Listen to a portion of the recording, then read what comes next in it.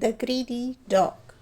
One sunny afternoon, a hungry dog was looking around for food. He soon found a large yummy bone and was excited. What a lucky day! I found a juicy bone right on time, he said. He held the bone in his mouth and started running with joy. On his way home was a bridge crossing over a pond.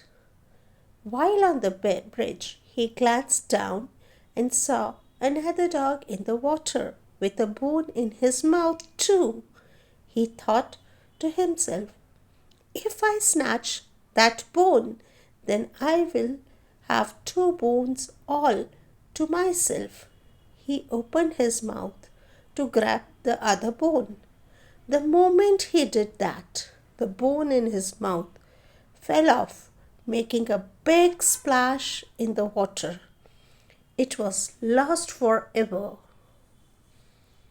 The dog now realized that it was just his own reflection that looked like another dog.